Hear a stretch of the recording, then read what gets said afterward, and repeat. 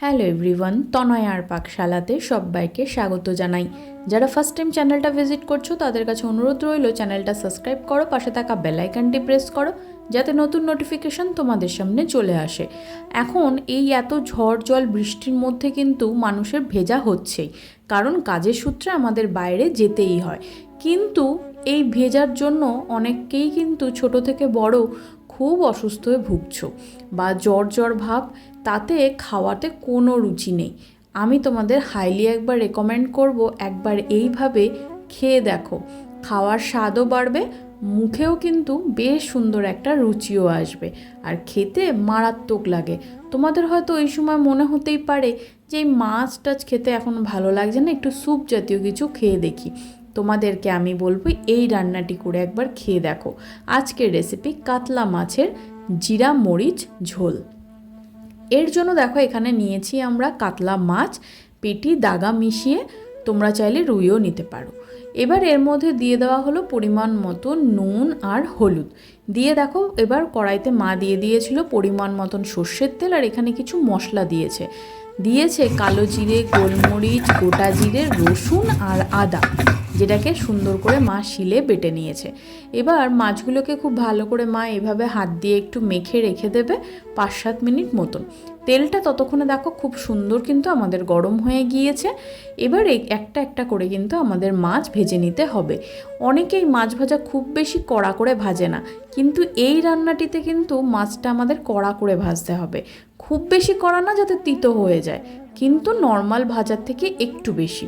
দেখো এইভাবে রেখে কিন্তু আমাদের মাছগুলোকে একটু কড়া করে ভেজে নিয়ে মশলাও এদিকে একদম রেডি হয়ে রয়েছে। এবার আরেকটু কড়াইতে তেল দিয়ে এর মধ্যে ফোড়নে দিলাম 1 চামচ মতন গোটা জিরে, 1 চামচের থেকেও সামান্য একটু দিয়েছিলাম কালো জিরে, আর একটা কাঁচা লঙ্কা। ফোড়নটা চড়বড় করে উঠলে একটা মিডিয়াম সাইজের পেঁয়াজ, যেটাকে এইভাবে লম্বা লম্বা করে কেটে নিয়েছি, এটাকে এর মধ্যে দিয়ে দেখো মা খুব ভালো করে কিন্তু গোল্ডেন ব্রাউন হওয়ার অবধি অপেক্ষা করবে। পেঁয়াজের কোয়ান্টিটিটা তোমরা মাছ যতটা থাকবে সেই অনুযায়ী দিও। হালকা একটু যখন রং ধরবে তখন সামান্য একটু জল দিয়ে, যাতে পেঁয়াজটা কোনোভাবে বার্ন না হয়ে যায় তার জন্য। আর এখানে দেখো এবার দিয়ে দেওয়া হলো হলুদ গুঁড়ো আর লঙ্কা গুঁড়ো।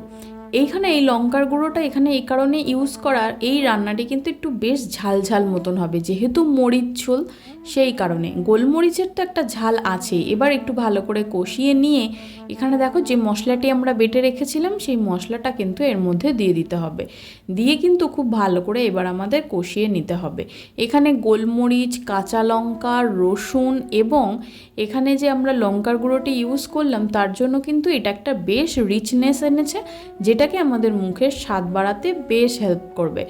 আগেকার দিনে দেখবে যখনই আমাদের জ্বর কাশি হয়ে থাকতো, মা ঠাকুমারা কিন্তু এই কালো জিরে, রসুন এইগুলোকে একটু টেলে নিয়ে বেটে কিন্তু আমাদের গরম ভাতে খাওয়াতো।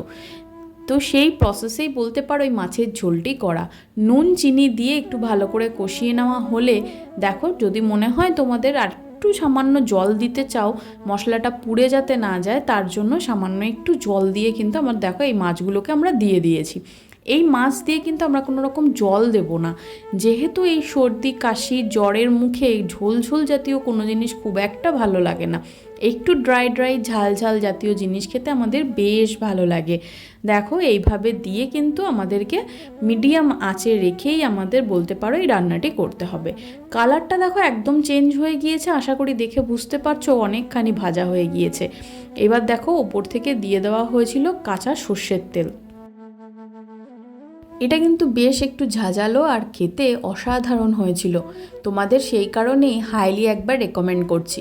যদি তোমাদের মধ্যে কারোর ঘরে এরকম জ্বর ঠান্ডা কাশি লেগে থাকে, বা পরবর্তী সময়ে যদি এরকমটা হয়ে থাকে আর খেতে একদম ইচ্ছা করছে না মাছ ভাত, তাহলে একবার কিন্তু এইভাবে ট্রাই করো, বেশ ভালো লাগে খেতে। ভালো লাগলে অবশ্যই চ্যানেলটা লাইক করো, শেয়ার করো, কমেন্ট সেকশন খোলা রইল, কমেন্ট করে জানিও তোমাদের কেমন লাগছে রেসিপিটি। আমি আর আমার মা দুজনে যুগলবন্দি হয়ে তোমাদের সঙ্গে কিন্তু একটা সুন্দর সুন্দর রেসিপি নিয়ে হাজির করছি নিত্য নতুন। ভালো লাগলে চ্যানেলটা ছেড়ে যাওয়ার আগে অবশ্যই সাবস্ক্রাইব করো। ধন্যবাদ, দেখা হচ্ছে আরও একটা রেসিপির সাথে।